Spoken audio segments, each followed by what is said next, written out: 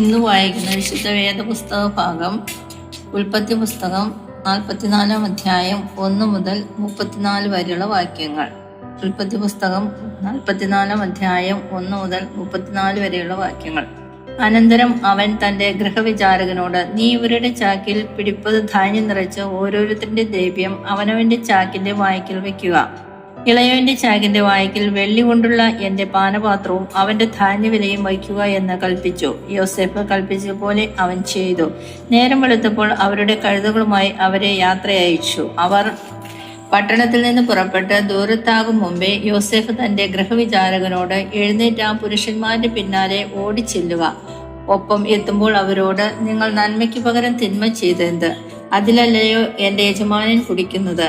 അതിനാലല്ലയോ ലക്ഷണം നോക്കുന്നത്? നിങ്ങൾ ഈ ചെയ്തത് ഒട്ടും നന്നല്ല എന്ന് പറക എന്ന് കൽപ്പിച്ചു. അവൻ അവരുടെ അടുക്കൽ എത്തിയപ്പോൾ ഈ വാക്കുകൾ അവരോട് പറഞ്ഞു. അവർ അവനോട് പറഞ്ഞത്, യജമാനൻ ഇങ്ങനെ പറയുന്നത് എന്ത്? ഈ വക കാര്യം അടിയങ്ങൾ ഒരു നാളും ചെയ്യുകയില്ല. ഞങ്ങളുടെ ചാക്കിന്റെ വായ്ക്കൽ കണ്ട ദ്രവ്യം ഞങ്ങൾ കനാൻ ദേശത്തു നിന്ന് നിന്റെ അടുക്കൽ വീണ്ടും കൊണ്ടുവന്നുവല്ലോ. പിന്നെ ഞങ്ങൾ നിന്റെ യജമാനന്റെ വീട്ടിൽ നിന്ന് വെള്ളിയും പൊന്നും മോഷ്ടിക്കുമോ? അടിയങ്ങൾ ആരുടെ പക്കൽ എങ്കിലും അത് കണ്ടാൽ അവൻ മരിക്കട്ടെ, ഞങ്ങളും യജമാന അടിമകളായിക്കൊള്ളാം. അതിന് അവൻ, നിങ്ങൾ പറഞ്ഞതുപോലെ ആകട്ടെ. അത് ആരുടെ പക്കൽ കാണുന്നുവോ അവൻ എനിക്ക് അടിമയാകും. നിങ്ങളോ കുറ്റമില്ലാത്തവരായിരിക്കും. അവർ ബന്ധപ്പെട്ട ചാക്ക് നിലത്തിറക്കി. ഓരോരുത്തൻ താൻ്റെ ചാക്ക് അഴിച്ചു. അവൻ മൂത്തവന്റെ ചാക്ക് തുടങ്ങി ഇളയവൻ്റേതുവരെ ശോധന കഴിച്ചു. ബെന്യാമിന്റെ ചാക്കിൽ പാനപാത്രം കണ്ടുപിടിച്ചു.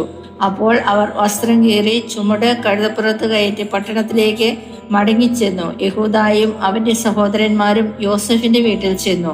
അവൻ അതുവരെയും അവിടെ തന്നെ ആയിരുന്നു. അവർ അവന്റെ മുമ്പാകെ സാഷ്ടാംഗം വീണു.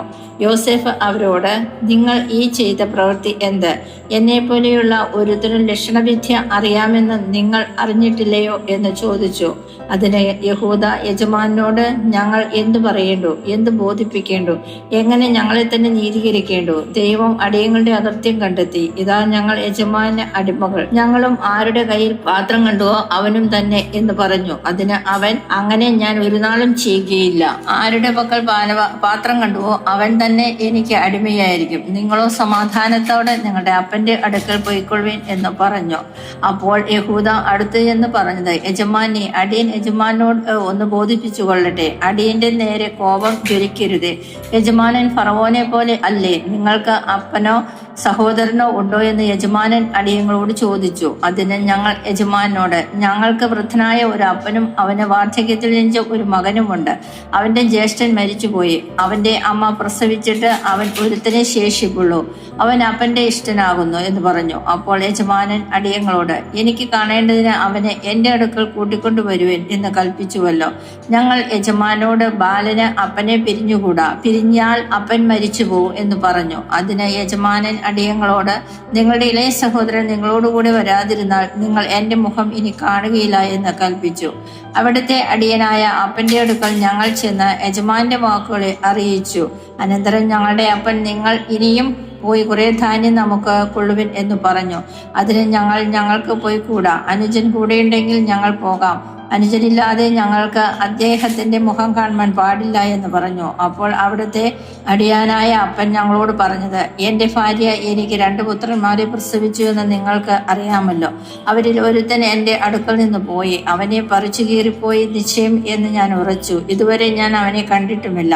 നിങ്ങൾ ഇവനെയും കൊണ്ടുപോയിട്ട് അവന് വല്ല ആപത്തും വന്നാൽ നിങ്ങൾ എൻ്റെ നരയെ ദുഃഖത്തോടെ പാതാളത്തിൽ ഇറങ്ങുമാറാക്കും. അതുകൊണ്ട് ഇപ്പോൾ ബാലൻ കൂടെയില്ലാതെ ഞാൻ അവിടുത്തെ അടിയാനായ അപ്പന്റെ അടുക്കൽ ചെല്ലുമ്പോൾ ഇവന്റെ പ്രാണനോട് പറ്റിയിരിക്കൊണ്ട് ബാലനില്ലെന്ന് കണ്ടാൽ അവൻ മരിച്ചു പോകും. അങ്ങനെ അടിയങ്ങൾ അവിടുത്തെ അടിയാനായ അപ്പന്റെ നരയെ ദുഃഖത്തോടെ പാതാളത്തിൽ ഇറങ്ങുമാറാക്കും. അടിയൻ അപ്പനോട്, അവനെ നിന്റെ അടുക്കൽ കൊണ്ടുവരാതിരുന്നാൽ ഞാൻ എന്നും അപ്പന് കുറ്റക്കാരനായി കൊള്ളാമെന്ന് പറഞ്ഞു.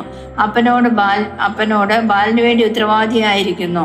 ആകയാൽ ബാലന് പകരം അടിയൻ യജമാന അടിമയായിരിക്കാനും ബാലൻ സഹോദരന്മാരോടുകൂടെ പൊയ്ക്കൊള്ളുവാനും അനുവദിക്കണമേ. ബാലൻ കൂടെയില്ലാതെ ഞാൻ എങ്ങനെ അപ്പന്റെ അടുക്കൽ പോകും? അപ്പനും ഭവിക്കുന്ന ദോഷം ഞാൻ കാണേണ്ടി വരുമല്ലോ.